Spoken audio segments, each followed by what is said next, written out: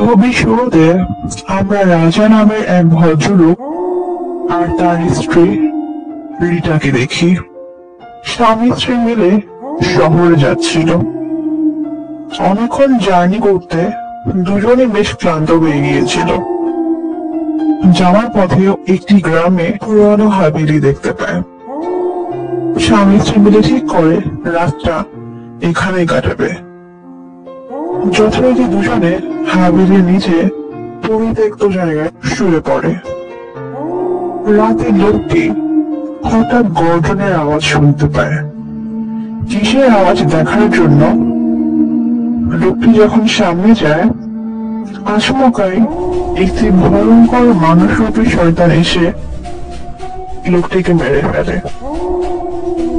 স্বামীর চিৎকার শুনে রিটা ঘুম থেকে উঠে স্বামীকে খুঁজতে থাকে।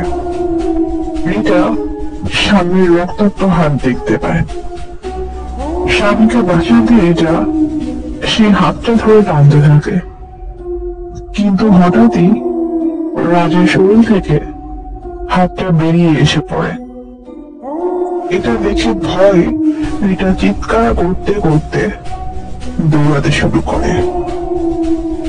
আর এরপরই আমরা সেই শয়তানটিকে দেখতে পাই। রিটা হাভেলি থেকে বেরিয়ে দৌড়াতে দৌড়াতে কবরস্থানের দিকে এসে পড়ে। সেখানে শয়তানটি এসে রিটাকে মেরে ফেলে। এরপর এক বয়স্ক লোক হাতে একটি যীশু খ্রিস্টের মূর্তি নিয়ে শয়তানটিকে ভয় দেখাতে থাকে। এরপর শয়তানটিকে নিয়ে গিয়ে সে হাভেলির নিচে একটি গোপন কুঠুরিতে বন্দি করে রাখে, আর দরজার বাইরে যীশু খ্রিস্টের মূর্তিটা রাখে, যাতে শয়তানটা এটা ভেদ করে বের হতে না পারে। দৃশ্য পরিবর্তন হয় মুম্বাইয়ের ঠাকুর বাড়িতে। আমরা ঠাকুর কুমার নামের এক লোক আর তার স্ত্রী সীমা ঠাকুরকে দেখি। স্বামী স্ত্রী দুজনে মিলে সেই পুরনো হাভেলি কেনার প্ল্যান করছে। সেখানে হাভেলির মালিক রানা সাহেবও ছিল। এরপরে সেখানে কুমার সাহেবের বড় ভাইয়ের মেয়ে আনিতা ঠাকুর এসে হাজির হয়। এই আনিতা ঠাকুরই ছবির নায়িকা। কুমার সাহেব আনিতাকে দেখিয়ে বলে, এটা আমার বড় ভাইয়ের মেয়ে, আমাদের কোনো সন্তান নেই, এজন্য ভাই ভাবি মারা যাবার পর ওকেই আমার সন্তানের মতো বড় করেছি। এই সমস্ত সম্পত্তির মালিক আনিতাই, ওর জন্যই আমরা সেই হাভেলিটা কিনছি। এরপর কুমার সাহেব আনিতার থেকে একটা বড় অ্যামাউন্টের চেক সাইন করিয়ে নেয়। পরদিনই কুমার সাহেব 50 লক্ষ টাকা নিয়ে পুরোনো হাভেলির উদ্দেশ্যে রওনা দেয়। আমরা কুমার সাহেবের শালা বিক্রমকে দেখি। ওদের কথা থেকে আমরা বুঝতে পারি কুমার সাহেব হাভেলিটা কিনছে 25 লাখ টাকায়, কিন্তু সে আনিতাকে দিয়ে সাইন করিয়েছে 50 লাখ টাকার চেক। বাকি 25 লাখ টাকা দিয়ে সে তার স্ত্রী সীমার জন্য একটা হীরার হার কিনবে। এরপর আমরা জানতে পারি আনিতার বিশাল সম্পত্তির জন্যই ওর চাচা চাচি ওকে ছোট থেকে মানুষ করেছে। ওরা আরো প্ল্যান করছে আনিতার সাথে বিক্রমের বিয়ে দিয়ে সমস্ত সম্পত্তি বিক্রমের নামে করবে। কুমার সাহেবের হাভেলিতে যেতে রাত হয়ে যায়। হাভেলি দেখে কুমার সাহেবের এটি খুবই পছন্দ হয়। সেকেন্ড ফ্লোরে আরো একটি লোহার মূর্তি দেখে। কুমার সাহেব মূর্তিটির প্রশংসা করে বলে, এটিকে জাদুঘরে রাখা উচিত। কুমার সাহেব আর রানা সাহেব মিলে আরো কথা বলছিল। হঠাৎই সেই লোহার মূর্তিটি রানা সাহেবকে পিছন থেকে জাপটে ধরে।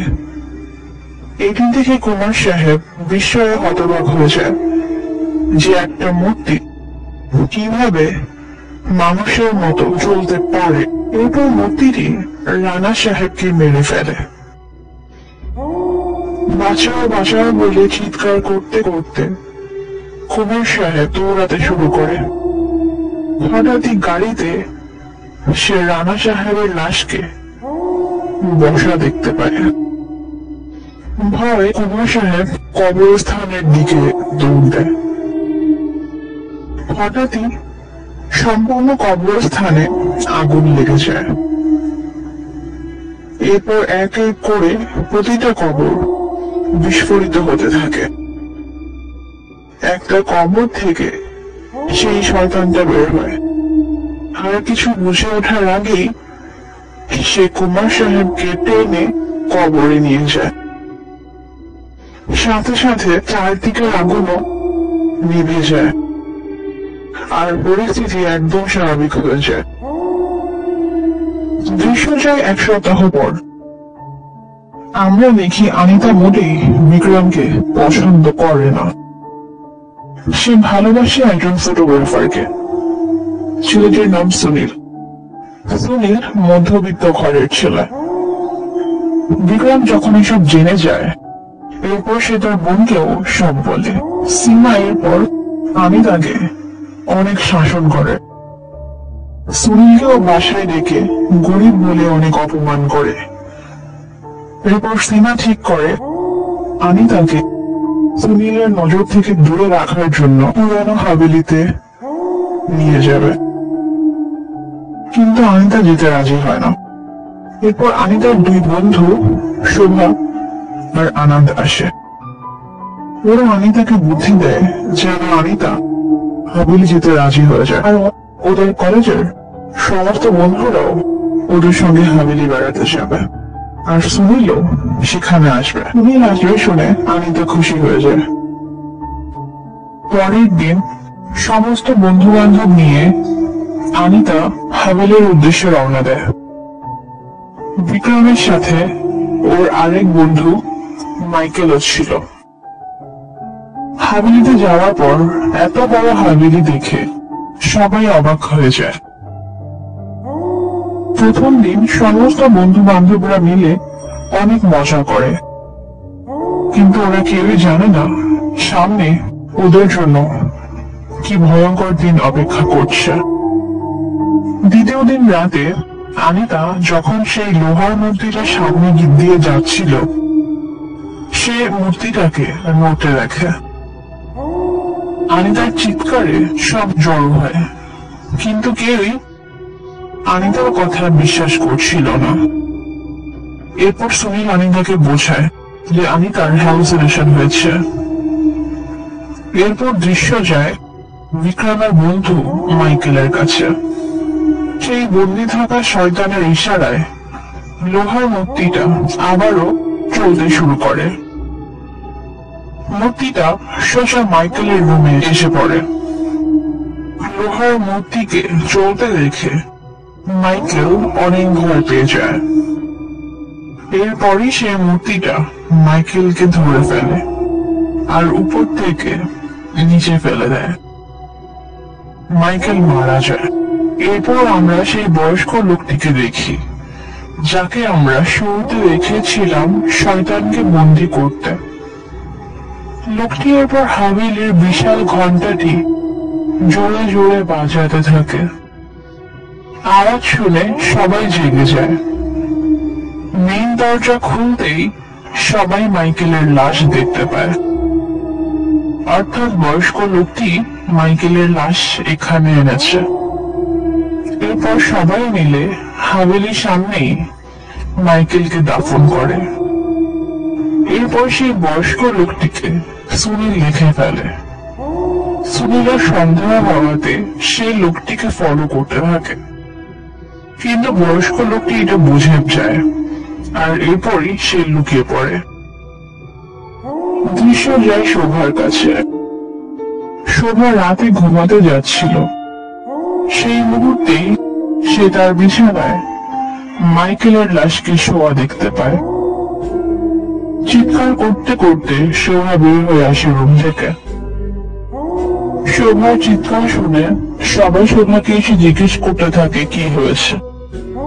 এরপর শোভা বলে যে সে বিছানায় মাইকেলের লাশ দেখতে পেয়েছে। এরপর সবাই যখন শোভার রুমে যায়, শোভার বিছানায় কিছুই ছিল না। এরপরে সবাই দেখে শোবার বিছানায় কবরস্থানের মাটি রয়েছে। নিজেদের সন্দেহ দূর করতে সবাই মাইকেলের লাশটা আছে কিনা সেটা দেখতে যায়। কবর খুলে সবাই দেখে মাইকেলের লাশটা সেখানেই আছে। শুভ আবার বুঝতে পারে না মাইকেলের লাশটা ওর বিছানায় কিভাবে গেল। দৃশ্য যায় এর পরদিন সকালে। আমরা দেখি আনিতা আর সুনীল নদীর পাড়ে ঘুরতে গিয়েছে। ওরা একসাথে কিছু সুন্দর সময় কাটাচ্ছিল। দূর থেকে এটা বিক্রম দেখে ফেলে, আর অবশ্যই এটা বিক্রমের সহ্য হয় না। এই জন্য সে ঠিক করে সে তার বোনকে এখানে আসতে বলবে। তাই সে তার বোনকে চিঠি লিখে দ্রুত হাভেলিতে আসতে বলে। সিমের পরদিনই এসে পড়ে। এসেই সে জানতে চায় ওর স্বামী কোথায়। বিক্রম বলে হাভেলিতে এসেও সে দুলাভাইকে দেখেনি। আসলে কেউই জানে না যে ঠাকুর সাহেব অনেক আগেই মারা গেছে। এরপরই সীমা সুনীল আর আনিতার কাছে যায়। সে ভিতরে গিয়ে আনিতা আর সুনীলের কাছে মাফ চায় আর বলে সুনীলের সাথে আনিতার বিয়ে দেবে। বিক্রম খুবই বাজে ছেলে। এসব শুনে সুনীল খুব খুশি হয়ে যায়। দৃশ্য যায় সীমার কাছে। সীমা নিজের রুমে ঘুমাচ্ছিল। হঠাৎই সে সেই শয়তানকে দেখতে পায়। এরপরই সীমার বিছানা থেকে দুটি হাত বেরিয়ে সীমাকে জাপটে ধরে। সীমা জোরে জোরে চিৎকার করছিল। এরপরই সেই শয়তানটা সীমাকে ভিতরে টেনে নিয়ে যায়। সঙ্গে সঙ্গে সীমার ঘুম ভাঙে, অর্থাৎ সে এতক্ষণ স্বপ্ন দেখছিল। এরপর দিন আমরা দেখি সীমা সুনীলের কাছে গিয়ে অনেক কান্নাকাটি করছে। সে সুনীলকে বলে এই হাভেলির কাছে যে বুড়োটা ঘুরে বেড়ায় সে আসলে একজন সন্ত্রাসী, আর সে বিক্রমকে নিজের যে বেসমেন্টের মতো জায়গাটা আছে সেখানে নিয়ে গেছে। সুনীল আন্টির কথা বিশ্বাস করে সেই জায়গায় যায় বিক্রমকে খুঁজতে। পিছন থেকে এসে বিক্রম সুনীলের মাথায় আঘাত করে। এটা আসলে সীমা আর বিক্রমের ষড়যন্ত্র ছিল। এরপর ওরা সুনীলকে সেখানেই রেখে বাইরে থেকে দরজা আটকে দেয়, এতে সুনীল ভিতরে বন্দি থেকে আস্তে আস্তে মারা যায়। আর বলে রাখি এটা সেই জায়গা যেখানে সেই শয়তানটাকে বন্দি করে রাখা হয়েছে। এইদিকে অনেক দিন হয়ে যাবার পরও যখন সুনীলের কোনো খোঁজ মেলে না, এরপর আনিতা চিন্তায় অস্থির হয়ে যায়। সে বুঝতে পারছিল না সুনীল নিজ থেকে কোথাও চলে গেছে নাকি ওর কোনো বিপদ হয়েছে। এদিকে সুনীল যেখানে অজ্ঞান হয়েছিল ওর পাশেই আমরা সেই শয়তানকে দেখতে পাই। ধীরে ধীরে সুনীলের জ্ঞান ফেরে। এরপর সুনীল সেই শয়তানের গর্জন শুনতে পায়। ভিতরে কি আছে দেখার জন্য সুনীল কৌতূহলবশত সেই দরজাটা খুলতেই নেবে, অমনি সেই বয়স্ক লোকটা এসে সুনীলকে আটকায় আর বলেও যেন সুনীল এই কাজটা না করে। সুনীল জানতে চায় এখানে কে আছে। এরপর বুড়া লোকটি সুনীলকে বের করে নিয়ে আসে আর বলে যদি আজ তুমি দরজাটা খুলে ফেলতে তো হাভেলিতে মৃত্যুর বন্যা বয়ে যেত, তোমরা কেউই বাঁচতে না। এরপর লোকটি বলতে শুরু করে নিজের অতীত কাহিনী, আর আমরা জানতে পারি কিভাবে এই শয়তানের সৃষ্টি হলো। দৃশ্য যায় 20 বছর আগে। এই বয়স্ক লোকটির নাম নরেন। নরেন ওর গর্ভবতী স্ত্রীকে নিয়ে হাসপাতালে যাচ্ছিল। যে কোনো মুহূর্তেই ওর স্ত্রীর ডেলিভারি হবে। মাঝ রাস্তায় নরেন এই পুরনো হাভেলি দেখতে পায় আর এখানে আসে সাহায্যের জন্য। সেখানে একজন খ্রিস্টান মহিলা নরেনকে না করে দেয় আর বলে এই হাভেলিতে এক নাপাক আত্মা ঘুরে বেড়ায়, এখানে তোমার স্ত্রী বাচ্চা জন্ম দেবে না। নরেন এসব কথাকে কুসংস্কার বলে বিশ্বাস করে না আর জোর করেই নিজের স্ত্রীকে নিয়ে হাভেলির ভিতরে যায়, কেননা দূর দূরান্তে আর কোনো হাসপাতাল ছিল না। যথারীতি নরেনের স্ত্রী একটি ছেলের জন্ম দেয়। যাকে দেখে সেই খ্রিস্টান মহিলাটি আটকে ওঠে। এরপর নরেনের স্ত্রী নরেনকে বলে, এই শয়তানকে এখান থেকে দূরে নিয়ে যাও, বলেই সে মারা যায়। খ্রিস্টান মহিলাটি এরপর কাঁদতে কাঁদতে বলে, তোমাকে বারবার বলেছিলাম বাচ্চাকে এখানে জন্ম হতে দিও না, কিন্তু তুমি শুনলে না, শেষমেশ শয়তানকে জাগিয়েই দিলে তুমি। এরপরই নরেন ওর ছেলের মুখ দেখে, আর সেটি কোনো মানুষের মুখ ছিল না। অর্থাৎ যে শয়তানকে আমরা এখন দেখছি সেটি আসলে এই নরেনেরই ছেলে। এরপর খ্রিস্টান মহিলাটি বলে, একে হাবিলের পিছনে বন্দি করে রেখে আসো, আর দরজার বাইরে যীশু খ্রিস্টের এই ক্রসটি রেখে দাও, যাতে শয়তান এটা ভেদ করে বের না হয়। লোকটি এরপর নিজের ছেলেকে বন্দি করে রেখে আসে হাবিলের পিছনে। দৃশ্য আসে বর্তমানে। এরপর থেকে নরেন এই হাবিলের আশেপাশেই ঘুরে বেড়াচ্ছে ভবঘুরের মতো, এতে যে ভুল সেই করেছে সেটা যেন অন্য কেউ না করে। দৃশ্য যায় সীমার কাছে। বিক্রম সীমাকে বলছিল ওর সন্দেহ হচ্ছে যে সুনীল যেন আবারও কোনো মতে গুহা থেকে বের না হয়ে আসে। এজন্য সে আবারও গিয়ে দেখতে চায় সুনীল মরে গেছে নাকি এখনো বেঁচে রয়েছে। এরপর বিক্রম আবারও সেই গুহার দিকে যায়, কিন্তু সেখানে গিয়ে সে সুনীলকে দেখে না। হঠাৎই বিক্রম সেই শয়তানের আওয়াজ শুনতে পায়। এরপর ভেতরে কি আছে দেখার জন্য বিক্রম সেই দরজাটি খুলে ফেলে, আর এখানেই সে তার জীবনের সবচেয়ে বড় ভুলটা করে। দরজাটা খোলা মাত্রই শয়তান সোজা বিক্রমকে মেরে ফেলে।